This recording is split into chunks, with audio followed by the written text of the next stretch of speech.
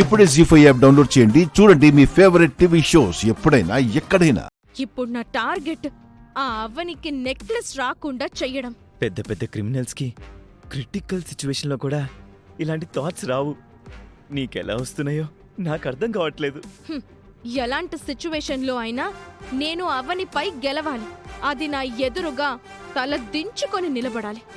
సరే బంగారం, ఏదో ఒకటి నువ్వు ప్లాన్ చేసుంటావు కదా, అవన్నీ రేపు చూసుకుందాం. ఇప్పుడు మంచి మూడ్లో ఉన్నాను.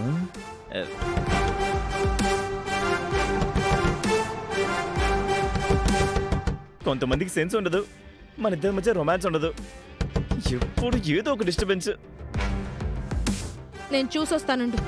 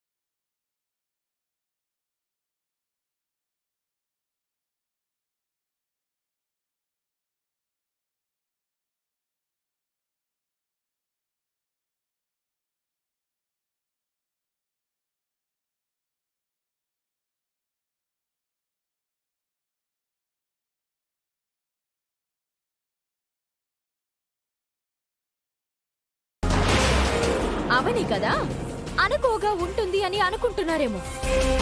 నాకు చిర్రెక్కింది అంటే చీరేస్తాను.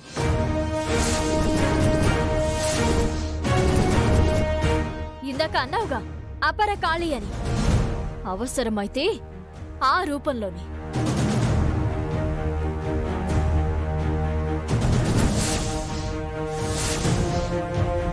జాగ్రత్త.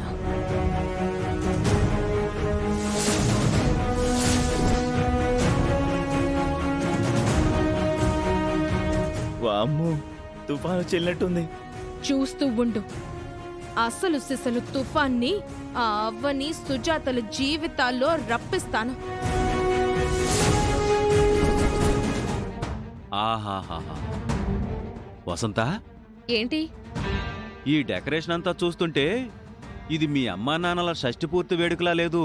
మరి ఈ రోజే వాళ్లకు పెళ్లి జరుగుతున్నట్టుంది.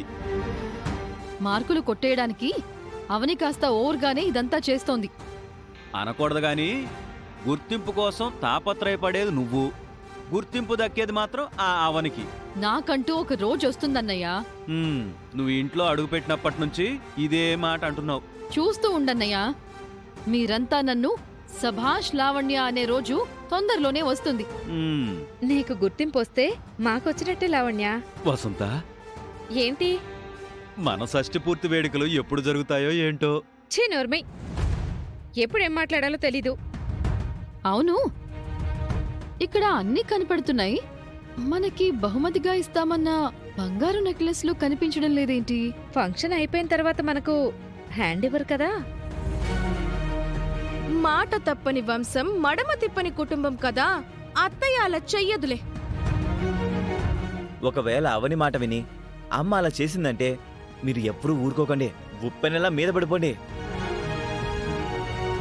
మీకు మరీ అంత అనుమానం ఉంటే ఫంక్షన్ మొదలు కావడానికి ముందే నెక్లెస్ అడిగేయండి.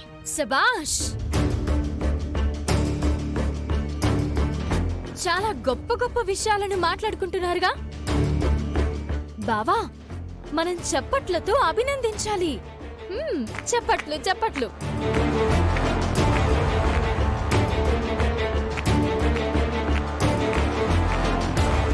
ఎందుకంత వెటకారం? ఇలాంటి వారసులను, కోడలను, అల్లుడిని చూస్తుంటే చాలా గర్వంగా ఉంది వదిన. అత్తయ్య మావేళ షష్ఠి వేడుకలు ఎంత గొప్పగా చేద్దామని ఆలోచించడం మానేసి మీకు రావాల్సిన నెక్లెస్ల గురించి మాట్లాడుకుంటున్నారు. గడించేదొకడు గుణించేదొకడు అన్నట్టు మేము ఎంత ఆలోచించినా, ఎంత చేసినా, ఎంత కష్టపడినా చివరికి పేరు కొట్టేసేది నువ్వే కదావని. ఇంతకీ నెక్లెస్లు ఉన్నట్టా లేనట్టా? మాట ఇచ్చిన తర్వాత ఉండకుండా ఎలా ఉంటాయి? అత్తయ్య నెక్లెస్లను తెప్పించి తన గదిలో పెట్టుకున్నారు. బయటికి తీసుకురావాల్సిన సమయంలో తీసుకుని వస్తారు. రిలాక్స్ అయ్యారు కదా, మీకు చెందాల్సినవి చెందుతాయి కాబట్టి ఇక అందరూ వచ్చే గెస్ట్లను మంచిగా రిసీవ్ చేసుకోండి. కనీసం నటించండి. ఏంటి, గెస్టులు కూడా వస్తున్నారా? మన బంధువుల వరకైనా పిలుచుకోవాలి కదా. చుట్టాలు లేకుండా సంబరాలేంటి? మన ఉమ్మడి కుటుంబం సంతోషంగా ఉంది అని వాళ్ళకనిపిస్తే వాళ్ళైనా అత్తయ్య మావయ్యలకు గౌరవం ఇస్తారు. మీరెటూ ఇవ్వడం లేదు కదా. ఇవే కొంచెం తగ్గించుకుంటే బావుంటుంది. ఎలా తగ్గుతాయి బంగారా? అంతా చిన్న కోడలు చేతుల మీదగానే జరుగుతోంది కదా. అనకూడదు గాని నీకు కొంచెం వెటకారం ఎక్కువే అవని. అనకూడదు గాని ఈ ఇంట్లో నీకున్నంత వెటకారం ఇంకెవ్వరికీ లేదు బావా. చాలు చాలు, ఇంకా ఏర్పాట్లు చూడండి. రండి రండి. తల్లిదండ్రులను రోడ్డున వదిలేస్తున్న కొడుకులు కూతుర్లు ఉన్న ఈ రోజుల్లో షష్ఠి పూర్తి చేస్తున్న మీలాంటి బిడ్డలుండడం చాలా గొప్ప విషయం. అవునండి, బిడ్డలతో పాటు కోడళ్ళు, అల్లుడు కూడా పాలు పంచుకోవటం ఇంకా గొప్ప విషయం. ఎందరికో ఆదర్శం. మీ కుటుంబం గురించి తప్పుగా అనుకున్నాం, క్షమించండి. తప్పని తెలుసుకుని క్షమించమని అడగడం మీ గొప్పతనం. కొందరుంటారు తప్పుల మీద తప్పులు చేస్తూనే ఉంటారు. ఇలాంటి మంచి సందర్భంలో వాళ్ళ గురించి ఎందుకు లేవని. ఏమండి, మీరు వెళ్ళి కూర్చోండి. వెళ్ళండి. విన్నారు కదా, అత్తయ్య మావయ్యలకు కావాల్సింది ఇలాంటి తృప్తే. ఈ ఒక్క రోజైనా వాళ్ళని ఆనందపరచుదా. బావా, మీరు వెళ్ళి మావయ్యని రెడీ చేయండి. మేం వెళ్ళి అత్తయ్యని రెడీ చేస్తాం. రండి. బావా రండి. జీ5 యాప్ డౌన్లోడ్ చేసి అన్ని ఎపిసోడ్స్ పూర్తి ఉచితంగా చూడండి.